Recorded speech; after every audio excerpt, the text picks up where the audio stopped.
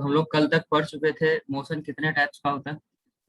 मेरे ख्याल से मोशन का जो दूसरा टाइप था जो कि था मोशन इन डिफरेंट प्लेन, अगर आपको ठीक से याद हो तो, motion different in different plane.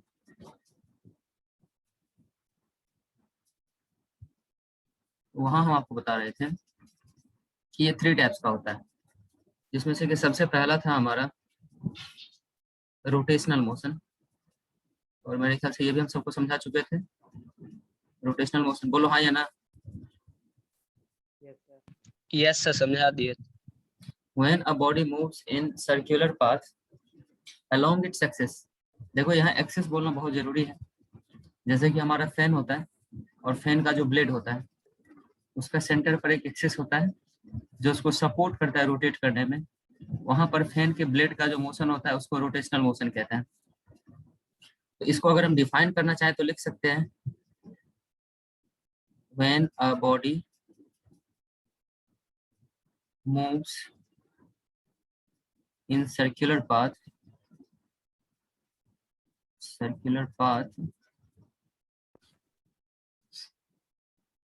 along its axis,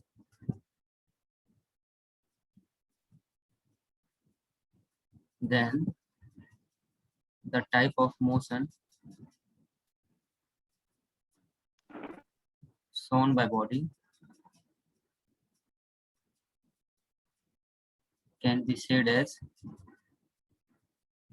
कौन सा motion? Rotational motion.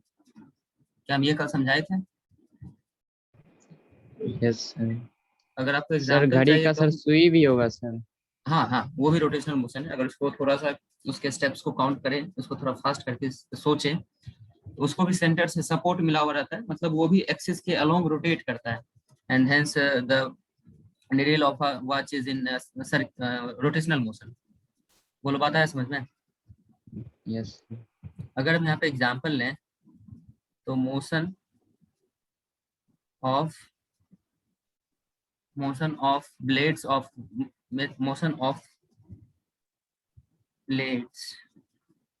a fan, wheel of a car, और आप यहाँ पर ETC लगा दीजिए, क्योंकि हमारे डे टू डे लाइफ में हम लोग ऐसे ढेर सारे ऑब्जेक्ट्स को देखते हैं जो कि आपको रोटेशनल मोशन को शो करता है।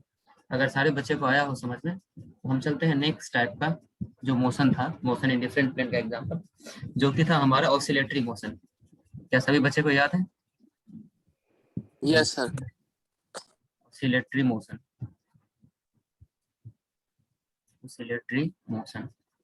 अब थोड़ा ध्यान से देखना ये क्या है। अगर कोई बॉडी टू एंड फ्रो में मूव करता है, जैसे कि मान लो ये तुम्हारा मेन पोजीशन हो गया और ये यहाँ से लेफ्ट और फिर राइट, फिर यहाँ से इधर, इस तरीके का। एक मिनट रुक जाइए।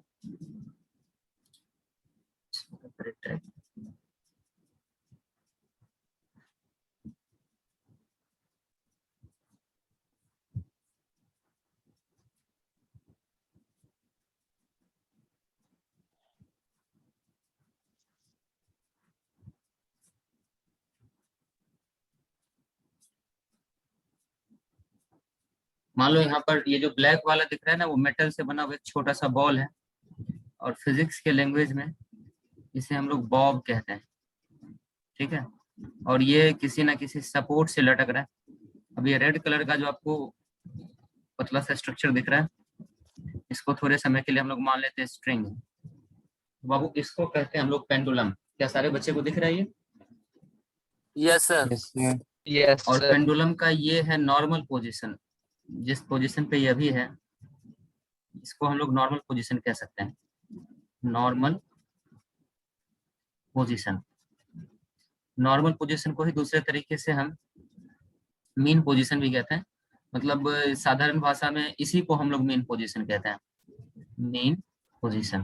क्या सभी बच्चे को आ रहा है समझ में? Yes sir. तो देखो ये बॉब जो है अभी नॉर्मल पोजीशन पर है, और ये मेनली क्या करता है कि जब इसमें थोड़ा सा एनर्जी दे दिया जाए तो ये बॉब यहाँ पर आता है, फिर वापस अपने मेन पोजीशन पर आता है।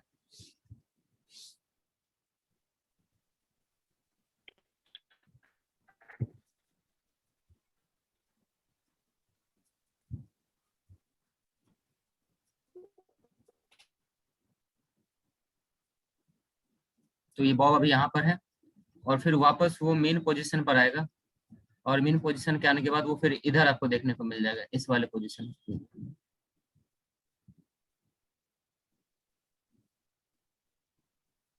वो आपको इस पोजीशन पे देखने को मिल जाएगा।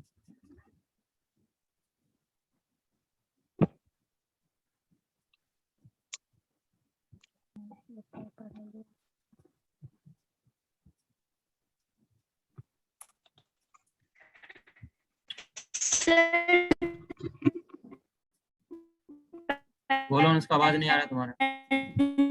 पेंडुलम के सर, पेंडुलम की तरह ही ना ये शो करता है। ये पेंडुलम ही बना रहे हैं, वो दिख नहीं रहा उस समय से। सर नाव वाला झूला। हाँ कह सकते हैं, बिल्कुल। अगर उसमें इस छोटे से मेटल के बॉल को हम बॉब मान ले तो वो तुम्हारा बोट होता है, नाव होता है, और वो नाव वाला झूला भी इस तरीके से यहाँ से इस बात को फॉलो करते यहाँ आता है, फिर यहाँ से पीछे रिटर्न होता है। हम फिर से बताते हैं, सुनो ध्यान से। हम एक पेंडुलम यहाँ पर बनाए हैं, उस पेंडुलम का एक मेन पोजीशन है, आप सब लोग अगर ध्यान से देखिएगा, और ये इसका मेन पोजीशन है जिसको कि हम नॉर्मल पोजीशन भी कहते हैं या फिर उसी को हम मेन पोजीशन कहते हैं। पेंडुलम में अगर थोड़ा सा एनर्जी दे दिया जाए, मतलब अलग से थोड़ा सा फोर्स लगा दो, इसमें एनर्जी आ जाता है, तो ये पेंडुलम लेफ्ट और राइट करना शुरू कर देता है। अगर तुम लोगों को ठीक से दिख रहा हो तो ये पेंडुलम का मेन पोजीशन है। पेंडुलम अब पहले लेफ्ट जाएगा और फिर मेन पोजीशन पे आएगा, फिर राइट जाएगा, और ये मोशन ये बार बार रिपीट करेगा अकॉर्डिंग टू डेफिनेशन। किसी भी बॉडी का अपने मेन पोजीशन से लेफ्ट राइट करना, लेकिन अपना मेन पोजीशन छोड़ के वो कहीं भाग नहीं रहा है। ध्यान से देखो तो वो वापस आ जाता है अपने मेन पोजीशन पर। तो बाबू इस पोजीशन को कहते हैं एक्सट्रीम पोजीशन। ये जो सबसे ऊंचा वाला पोजीशन है ना, इसको एक्सट्रीम पोजीशन कहते हैं। अब राइट वाला अगर एक्सट्रीम पोजीशन है, इसको कहते हैं एक्सट्रीम राइट पोजीशन, और इसको कहते हैं एक्सट्रीम लेफ्ट पोजीशन। तो कोई भी बॉडी अगर अपने मेन पोजीशन के along to and fro motion में या लेफ्ट और राइट में चले, तो बॉडी के उसी मोशन को हम लोग कहते हैं ऑसिलेटरी मोशन। किस किस बच्चे को बात आया समझ में?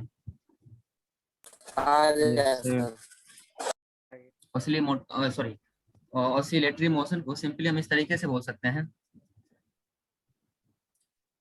The motion of a body in which it moves in to and fro motion is considered as to and fro motion। किसके along? तो मेन पोजीशन के along। कहीं ऐसा ना हो कि देखो, जैसे कि यहाँ पे एक बॉडी था, ये खिसक के यहाँ गया, ये थोड़ा सा फिर पीछे आया, फिर खिसक के यहाँ चला गया, फिर थोड़ा पीछे आया, फिर खिसक के यहाँ गया। मतलब ध्यान से देखो, ये अपना मेन पोजीशन ही छोड़ के भाग गया। ऑफ कोर्स ये लेफ्ट राइट कर रहा है, लेकिन ये अपने मेन पोजीशन से काफी दूर जा चुका है। तो क्या इसके मोशन को ऑसिलेटरी मोशन हम कह सकते हैं? हमारा जवाब होना चाहिए नहीं। ऑसिलेटरी मोशन तभी होता है जब बॉडी अपने मेन पोजीशन से अपने आप को रिलेट करके रखे, मतलब मेन पोजीशन को छोड़ के वो कहीं और नहीं जाए। हाँ, थोड़े समय के लिए लेफ्ट गया तो वापस भी तो आया, फिर यहाँ से राइट गया, अगेन ये वापस आ गया। तो इस तरीके से अगर कोई बॉडी अपने मेन पोजीशन के ही अलोंग टू एंड फ्रो का मूवमेंट दिखाए, इसको टू एंड फ्रो का भी मूवमेंट कहते हैं, या लेफ्ट राइट का मूवमेंट दिखाए, तो बॉडी के उस मोशन को हम ऑसिलेटरी मोशन कहते हैं। किन किन बच्चों को ये बात समझ में आ चुका है? Yes sir. Gaurav? Yes sir, आ गया। यस सर, आ गया। तो ऑसिलेटरी मोशन को सिंपली डिफाइन कर लो, the motion of a body in which it moves in to and fro motion. यहाँ ये लगाना जरूरी है, कंसीडर्ड अलोंग इट्स मीन, या ब्रैकेट में आप लिख लो, मीन को ऐसे लिखते हैं, सॉरी, हाँ, या ब्रैकेट में लिख लो normal position. Enter. I think सारे बच्चे को ये कंसेप्ट समझ में आ गया होगा। ऑसिलेटरी मोशन में बॉडी को कब कहा जा सकता है? Yes sir. अब देखो एक और एग्जांपल है, वो वायर जो हम लोग अपने पोल पे देखते हैं कि कनेक्टेड रहता है। यहाँ से देखना, मान लो कि एक वायर है, ये सीधा एक वायर है और इस वायर पे अचानक एक बर्ड, चिड़िया यहाँ आके बैठ जाता है और जब वो चिड़िया यहाँ से फ्लाई करता है, जब वो बर्ड यहाँ से फ्लाई कर जाता है, ये बर्ड जो है यहाँ से फ्लाई कर गया, तो फिर बाबू यही वायर अपना शेप आपको इस तरीके से दिखता है। देखो ध्यान से, ये वायर इस शेप का हो जाता है। क्या सभी बच्चों को ऐसा Yes, देखा है sir. कभी होते हुए? Yes, sir. Yes sir, yes sir. Yes, sir. और ये जो शेप है ना तुम्हारा, ये यहाँ से ऊपर नीचे करना शुरू कर देता है, मतलब ऐसा होकर के वायर रुक नहीं जाता है। तो वायर का ये ब्लैक वाला जो पोर्शन था ये ऊपर गया, फिर वापस अपने मेन पोजीशन पे आएगा, फिर यहाँ से नीचे जाएगा और फिर ऊपर जाएगा। तो इस ब्लैक वाले पोजीशन को बोल देते हैं हम लोग मेन पोजीशन। मेन पोजीशन मतलब वो नॉर्मल पोजीशन था, जब बर्ड इसमें कोई डिस्टरबेंस नहीं किया था तब वो उसका नॉर्मल पोजीशन था। लेकिन जब जब बर्ड इस वायर में डिस्टरबेंस प्रोड्यूस किया तो ये वायर अपने मेन पोजीशन के अलोंग अप डाउन मूव करना शुरू कर दिया। इसका मतलब इसको भी हम टू एंड फ्रो कह सकते हैं। इसका मतलब वायर क्या कर रहा था? Yes, oscillate sir. कर रहा था। किन किन बच्चों को ये बात समझ में आया? आया सर। हम कह आया, सकते हैं sir. Wire is oscillating. सच सच बताओ बाबू, बात आ रहा है समझ में? Yes sir. Yes, sir. Sir yes देखो ऑसिलेटिंग मतलब ऑसिलेशन के बाद यहाँ पर एक ब्रैकेट में एक मोशन लिखवाए थे जिसको हम बोले थे वाइब्रेटरी मोशन। अब तुम इसमें कंफ्यूज मत होना सर, क्यों? क्योंकि ध्यान से देखो, अगर कोई भी बॉडी फास्ट ऑसिलेटरी मोशन करना शुरू कर दे, फास्टर ऑसिलेशन मोशन दिखाना शुरू कर दे, तो बाबू उसी को कहते हैं वाइब्रेटरी मोशन। जैसे ध्यान से देखो, अगर यही वायर अप डाउन स्लो करे तो इसको बोलेंगे ऑसिलेटरी मोशन, और अगर यही वायर अप और फिर मीन पोजीशन पे, फिर यहाँ से डाउन, फिर मीन पोजीशन पे, तो ये एक्सट्रीम से मीन और मीन से एक्सट्रीम करना फास्ट कर दे, बहुत ही फास्ट कर दे, तो oscillatory motion is also known as vibratory motion. तो when during oscillatory motion oscillation becomes faster then the same motion is known as vibratory motion. ईमानदारी से बताना किस किस बच्चे का ये कंसेप्ट क्लियर हो गया? हो गया सर। ये हो गया। कंफर्म हो? हो गया सर। Yes sir. तो वाइब्रेटरी मोशन का अगर डेफिनेशन देना हो वाइब्रेटरी मोशन का, तो हम क्या कह सकते हैं? गौरव बता सकते हो? Fast movement of Yes, sir. Oscillatory motion. So during oscillatory motion, if oscillation body is moving faster, then this type of motion known as vibratory motion. शुरू से लिखते हैं the type of motion in which oscillation of a body becomes faster is considered as, उसी को क्या कहते हैं? बोलो जल्दी से। Vibratory motion. Vibratory motion. Vibratory motion. Vibratory motion.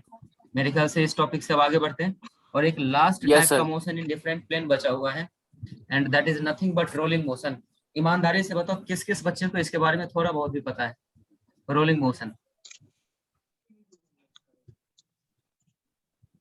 बता सकते हो बाबू?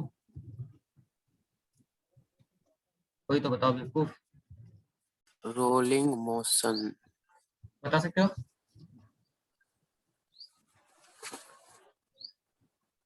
सर फुटबॉल को किक जैसे कहते हैं। नहीं, देख, तुम जो बोल रहे हैं ना वो तुम खुद भी समझ नहीं रहा। ठीक है चलो मानते हैं वो सही है, रोलिंग मोशन में होता है। देखो ये बहुत ही आसान सा बात है। अगर कोई बॉडी एक साथ सबसे पहले रोटेशनल मोशन दिखाए, रोटेशनल मोशन, और जिस समय वो बॉडी रोटेशनल मोशन में हो उसी समय उसके अंदर ट्रांसलेटरी मोशन आ जाए। सर कहना क्या चाह रहे हो आप? ध्यान से सुनना, हम बार बार कह रहे थे कि व्हील ऑफ अ कार, तो हम बात कर रहे थे कि सिर्फ चक्का नाचेगा। दिक्कत क्या होता है कि अर्थ पे जब चक्का रोटेट करता है ना बाबू, ये हो गया व्हील, और जब ये व्हील रोटेट करेगा तो ये ग्राउंड पे आगे मूव करना शुरू कर देता है। सारा बच्चा ध्यान से देखना, एक तो ये रोटेट कर रहा है, इसके रोटेट करने से यहाँ पर ये कौन सा मोशन? सर ये रोटेशनल मोशन है। अरे बोलो बाबू। Yes, sir. और ऊपर से ये व्हील आगे भी बढ़ रहा है, इसका मतलब ये ट्रांसलेटरी मोशन है। याद है कि नहीं याद है? Yes, sir. Yes, sir. तो मतलब अगर कोई बॉडी एक साथ ट्रांसलेटरी मोशन में भी रहे और उसी समय वो रोटेशनल मोशन में भी रहे तो उसको बोलते हैं बाबू रोलिंग मोशन, या रोलिंग मोशन का दूसरा नाम होता है trans rotational motion. Trans rotational. बताओ किस किस बच्चे को ये बात आया Motion. समझ में? आ गया। तो यहाँ पर इसके डेफिनेशन में बहुत ही आसानी से हम लिख देंगे कि when a body does rotational motion and translatory motion simultaneously, then the motion of body can be defined as rolling motion. एक मिनट, हाँ हम यहाँ पर लिख सकते हैं when a body does rotational and translational, translatory motion को हम ट्रांसलेशनल मोशन भी कहते हैं, translational motion simultaneously,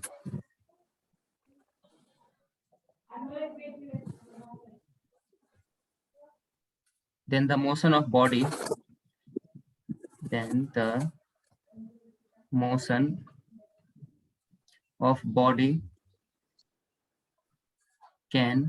be defined as कौन सा मोशन? Rolling motion. गौरव आया समझ में? Yes, sir. इसमें अगर किसी बच्चे को कोई डाउट हो तो बता, नहीं तो आज हम अगले कंसेप्ट पर जा रहे हैं जो आज तक के सारे कंसेप्ट से और ज्यादा इंपॉर्टेंट है। मतलब मोशन में तुमको वो नेक्स्ट पार्ट में लेके चला जाएगा। ईमानदारी से बता दो यहाँ तक का कंसेप्ट क्लियर है? Yes, sir. Yes sir. Yes, sir. Yes देखो हम मोशन पढ़ चुके हैं, हम रेस्ट पढ़ चुके हैं, हम फ्रेम ऑफ रेफरेंस पढ़ चुके हैं, मोशन के डिफरेंट टाइप्स को पढ़ चुके हैं। अब हम पढ़ने वाले हैं बाबू एक नया फिजिकल क्वांटिटी। तुमको पता है ना फिजिकल क्वांटिटी किसको कहते हैं? Physical quantity sir. किसको कहते हैं? ये हम पढ़ाए Yes, थे sir. ना यस पहले सर। क्लास यस में। Yes, sir. क्या बताए थे? Any measurable Any quantity, any measurable quantity is called, उसी को क्या कहते हैं? Physical quantity. कहते हैं। याद है कि नहीं याद है? Yes sir. जो कि दो टाइप्स Yes, का sir. होता है, एक होता है स्केलर और एक होता है वेक्टर। खैर हम उसके ऊपर चर्चा नहीं Tensor. करेंगे। आज हम एक नए टाइप के फिजिकल क्वांटिटी को पढ़ेंगे जो हमें चैप्टर मोशन को समझने में हेल्प कर सकता है। सर वो कौन सा फिजिकल क्वांटिटी है? थोड़ा ध्यान से देखना। आज हम लोग अभी पढ़ने जा रहे हैं डिस्टेंस के बारे में। डिस्टेंस, कोई बच्चा बताएगा ये डिस्टेंस क्या होता है? Yes, sir. बोलो। सर कोई डिस्टेंस ट्रेवल करता है, दूरी को। बिल्कुल दूरी को ही डिस्टेंस कहते हैं, लेकिन अगर इसको समझना है तो हम कैसे समझेंगे? देखो मान लो कि ये तुम्हारा स्कूल है, ये एस, किसी भी दो बॉडी और ये के आपका घर है जिसको कि हम एच से दिखा रहे हैं। थोड़ा सुन लो बाबू पहले। तो ये आपका स्कूल हो गया एस से जिसको रिप्रेजेंट किया, और जिसको एच से रिप्रेजेंट किया ये आपका हाउस हो गया। अब ये स्कूल से सीधा रास्ता घर की तरफ नहीं जाता, पाथ पहले यहाँ जाता है, उसके बाद यहाँ के बाद वो थोड़ा सा सीधा चलता है, फिर ये थोड़ा ऊपर की तरफ जाता है, और फिर ये डायरेक्टली आपके घर तक जाता है, इस तरीके से। तो ध्यान से देखो, अगर पूछा जाए स्कूल से घर तक का डिस्टेंस कितना है, तो आप क्या करोगे? पाथ के लेंथ को मेजर करोगे। बोलो मानते हो कि नहीं मानते हो? Yes, sir. Yes, Yes, sir. sir. Yes sir. आप एक काम करिएगा, आप यहाँ से लेकर के यहाँ तक का डिस्टेंस मेजर करिएगा, फिर यहाँ से लेकर Yes, के sir. यहाँ तक का, फिर यहाँ से लेकर के यहाँ तक, फिर यहाँ से यहाँ तक का डिस्टेंस मेजर करिएगा। मान लो यहाँ से यहाँ तक डिस्टेंस को S1 बोलेंगे, यहाँ से यहाँ तक के लेंथ को S2, S2, यहाँ से यहाँ तक के लेंथ को S3, S3, और यहाँ से यहाँ तक के लेंथ को S4। तो टोटल डिस्टेंस जो यहाँ पर आएगा वो आएगा S1 plus S2 plus S3 और प्लस S4। क्या सारे बच्चे को आ रहा है समझ में? Yes, sir. Yes, ये Yes, हमारा हो गया Yes, टोटल sir. डिस्टेंस। तो यहाँ से क्या समझे, डिस्टेंस किसको कहते हैं बाबू? यहाँ से हम समझे, सर आवाज कट रहा है। नहीं मेरा आवाज हमको ठीक से आ रहा है। आ रहा है, सही आ रहा है। सर आ रहा है, क्लियर आ रहा है आवाज। बिल्कुल। देखो ध्यान Yes, से, sir. Aram. अभी हम लोग जहाँ तक पढ़े इसका मतलब हम लोग समझ पाए हैं। हमारे अंडरस्टैंडिंग के अकॉर्डिंग डिस्टेंस कहते हैं बाबू, distance is nothing but the total length of path is called distance. आपको प्लेस ए से प्लेस बी तक जाना है बाबू, तो वो ए से लेकर के और बी के बीच में जो पाथ जा रहा है, जिस तरीके से जा रहा है, टेढ़ा मेढ़ा या फिर जैसे भी जा रहा है, आप कुछ नहीं करते डिस्टेंस निकालने के लिए, उस पाथ के लेंथ को मेजर कर लेते हैं अलग अलग टुकड़ा में, और उसी टोटल लेंथ को हम लोग बोल देते हैं डिस्टेंस। बोलो यही काम किया था ना इससे पहले? Yes, sir. Yes, sir. कह सकते हैं ना यही काम किए थे। तो बाबू अगर यहाँ से यहाँ तक के लेंथ को अगर हम L1 बोल दें, यहाँ से यहाँ तक के लेंथ को L2 बोल दें, और यहाँ से यहाँ तक के लेंथ को हम L3 बोल दें, हमसे पूछा जाएगा कि A से लेकर के B तक का टोटल डिस्टेंस कितना हुआ, तो हमारा जवाब होगा L1 plus L2 plus L3, जो कि इस पाथ का टोटल लेंथ है। बोलो किसी बच्चे को कोई तकलीफ? No, sir. No sir. Distance क्या, बस एक लाइन में बोल रहा है कि लेंथ ऑफ पाथ। हम घर से स्कूल जाते हैं, अलग अलग रास्ते से मुड़ते हैं, और जिस रास्ते से भी मुड़ते हैं उस रास्ते का कुछ ना कुछ लंबाई होता है, उस लंबाई को सबको जोड़ देंगे और जो रिजल्ट आएगा उसी को डिस्टेंस, वही हमारा टोटल डिस्टेंस होगा। तो एक लाइन में डेफिनेशन हमारा बनता है the total length of path is called distance. Sorry, इसको थोड़ा सा और अच्छा करते हैं हम लोग, अगर इसको और स्टैंडर्ड डेफिनेशन बनाना है तो the total length of path between any two destination या एनी टू प्लेसेस, किसी दो प्लेस के बीच के पाथ के लेंथ को ही हम लोग क्या कहते हैं, डिस्टेंस कहते हैं। बोलो हाँ या ना, बिटवीन एनी टू प्लेसेस। क्या इस बात को समझने में किसी बच्चे को कोई दिक्कत है? No, sir. हम आगे बढ़ते हैं। अब तुमसे अगर पूछा जाए कि हम डिस्टेंस को किससे रिप्रेजेंट करेंगे, मतलब डिस्टेंस को किस सिंबल से दिखाएंगे, जब भी क्वेश्चन बनाएंगे तो डिस्टेंस को हमेशा इतने बड़े नाम से तो हम नहीं ना दिखाएंगे। तो बाबू डिस्टेंस को हम लोग एस से रिप्रेजेंट करते हैं। तुमसे अगर कोई पूछे डिस्टेंस को किससे रिप्रेजेंट करते हैं, तो लिखिएगा इट इज रिप्रेजेंटेड, डिस्टेंस को हम लोग किससे रिप्रेजेंट करते हैं, बाय एस। सारे बच्चे को दिख रहा है? Yes, sir. अगर कोई पूछे कि Yes, डिस्टेंस sir, कौन सा क्वांटिटी है, एक बात बताओ, तुमको तो दो ही पता है सर, वैसा मतलब तीन पता है तुमको। एक होता है स्केलर क्वांटिटी, एक होता है वेक्टर क्वांटिटी, और एक होता है टेंसर क्वांटिटी। याद है कि नहीं याद है? Yes, sir. अब देखो क्लास 10 से पहले तो तुमको टेंसर कभी नहीं मिलेगा, तो हमको सिर्फ दो ही क्वांटिटी के बीच में डिसीजन लेना है, एक होगा नहीं तो स्केलर और नहीं तो वेक्टर। अब आपको बढ़िया से पता है कि स्केलर क्वांटिटी के पास कोई डायरेक्शन नहीं होता है। Magnitude. और बात करें अगर वेक्टर क्वांटिटी का, तो इसके पास डायरेक्शन भी होता है और मैग्नीट्यूड भी होता है, और एक रूल ऑलवेज Yes, जो आप sir. लोगों को याद है, याद है कि Vector नहीं law याद of algebra. है? बिल्कुल बिल्कुल, वेक्टर लॉ ऑफ अलजेब्रा भी इसके पास होना चाहिए। क्या वेक्टर लॉ ऑफ अलजेब्रा थोड़ा सा हम लोग ज्यादा पढ़ लिए थे, उसको दूसरे एडवांस फिजिक्स में यूज करेंगे। एक मिनट, आवाज में कुछ इशू आ रहा है।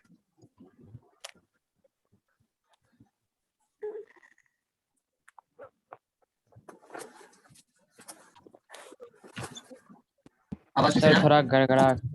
नो सर, सही नहीं आ रहा है। Yes, sir.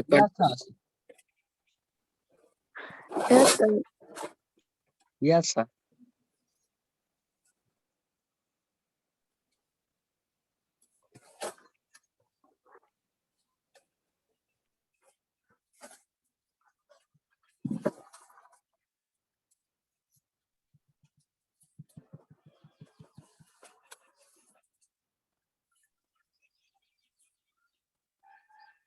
आ ही नहीं रहा सब आवाज।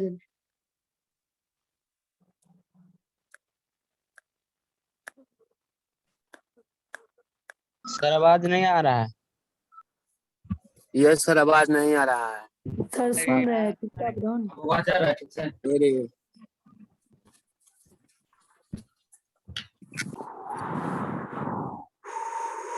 कौन है ये? क्या रे? कौन कर रहा है सिरे?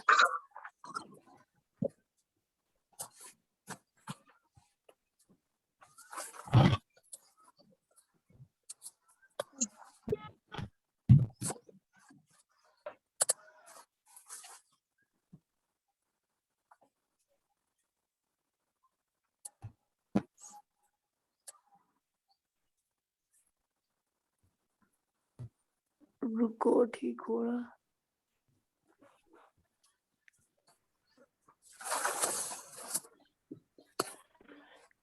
अब आवाज आ रहा है? Yes sir.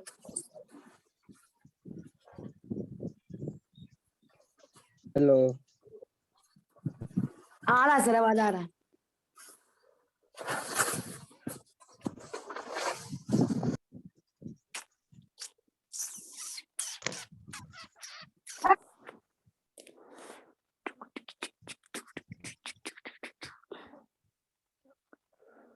अरे कौन है रे?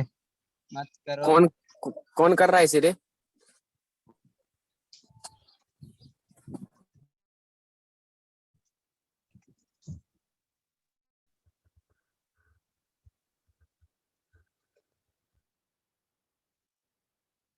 आवाज जा रहा है ठीक से अब? यस आ सर। रहा। यस Yes, सर, आ रहा आ रहा। ठीक। सॉरी, कुछ इशू हो गया था बीच में, कुछ शायद टेक्निकल। देखो, तो हम कह रहे थे कि बहुत ही आसान सा डेफिनेशन है डिस्टेंस का। किसी भी दो प्लेस के बीच का जो रास्ता होता है और उस रास्ता सर का जो टोटल लेंथ होता है, उस टोटल लेंथ को हम लोग डिस्टेंस कहते हैं। डिस्टेंस को दिखाने के लिए जिस सिंबल का यूज किया जाता है वो एस होता है। अब ये जो रास्ता, ये तो टेढ़ा मेढ़ा भी हो सकता है, इसका मतलब इसके पास कोई फिक्स डायरेक्शन नहीं है। बोलो हाँ या ना। Yes sir.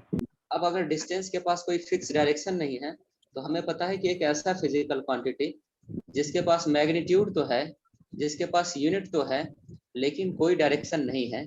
बाबू, इसका मतलब वो किस कैटेगरी में जाना है? इसका मतलब वो स्केलर। स्केलर क्वांटिटी होने वाला है। याद है कि नहीं याद है? Yes sir. Yes sir. तो डिस्टेंस के बारे में अगर हमसे इंफॉर्मेशन पूछा जाए तो कौन सा quantity? It is Scalar. Scalar scalar quantity. It is a scalar quantity. क्या सारे बच्चे को बात आ रहा है समझ में? Yes yes sir. Sir. Yes. चलो, इसके बाद अगर हम Sir. लोग अगला पॉइंट लिखना चाहें डिस्टेंस के बारे में, तो तुमसे पूछा जाता है कि डिस्टेंस का यूनिट क्या होता है। देखो, यूनिट बहुत सारे टाइप्स के होते हैं, लेकिन डिस्टेंस का जो स्टैंडर्ड यूनिट होता है, इट्स एसआई यूनिट, जिसे हम लोग स्टैंडर्ड यूनिट कहते हैं। तो डिस्टेंस का ऐसा यूनिट होता है,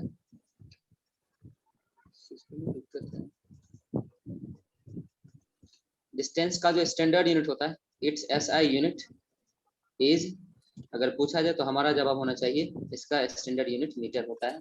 अगर सारे बच्चों को यहाँ तक का कंसेप्ट आ गया हो समझ में, तो हम लोग इससे रिलेटेड कुछ प्रॉब्लम कल करेंगे, लेकिन ये प्रॉब्लम और भी बेहतर हम लोग बना पाएंगे जब कल हम लोग एक और नया फिजिकल क्वांटिटी पढ़ेंगे, दैट इज कॉल्ड डिस्प्लेसमेंट। तो सारे बच्चों को यहाँ तक का कंटेंट आया था समझ में? Yes yes sir. Sir. Yes, sir. Class 3 minute में एंड हो जाएगा क्योंकि वो टाइमर लगा हुआ है। इससे पहले हम लोग एक छोटा सा क्वेश्चन कर लेते हैं।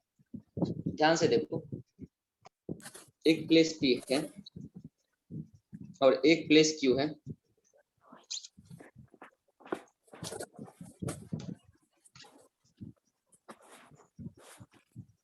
तो एक प्लेस P है और एक प्लेस Q है, और दोनों के बीच के पाथ का जो शेप है, आप ध्यान से देखिएगा।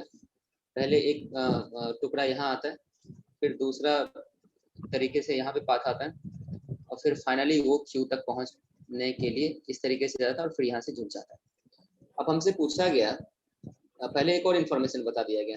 मान लो इस पॉइंट का नाम रख दिया गया A, इस पॉइंट का नाम रख दिया गया B, और इस पॉइंट का नाम रख दिया गया C। ये सारे पॉइंट्स ऐसे पॉइंट्स हैं जहां पर ये पाथ टर्न ले रहा है, मोड़ रहा है, राइट? तो पाथ के पहले पार्ट का जो लेंथ बताया गया है उसको बोला गया है L1।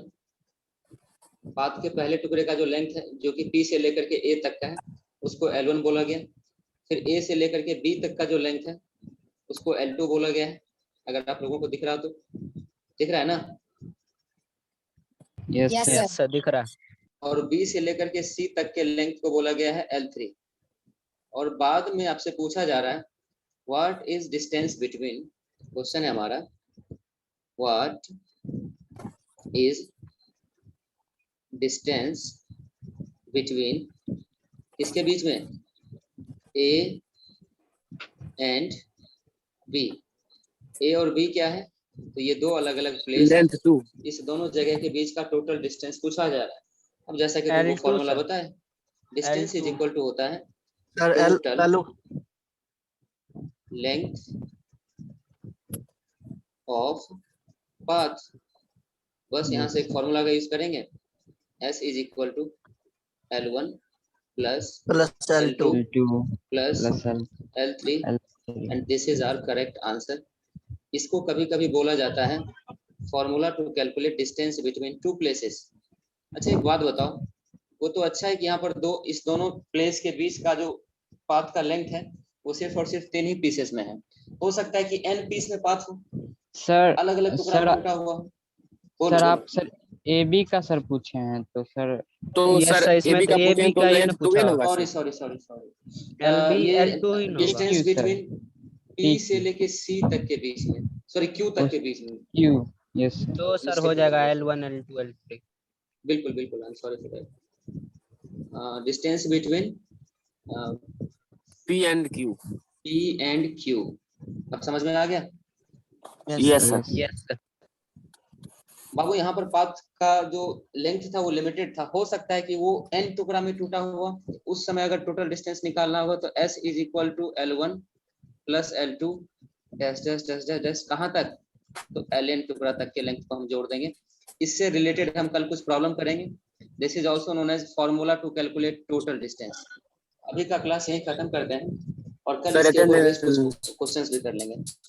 टाइम खत्म हो रहा है तो अटेंडेंस जल्दी से देख लो, स्क्रीनशॉट ले लो पार्टिसिपेंट्स का। में सर absent इसमें present है, कैसे बनाएंगे सर उसका?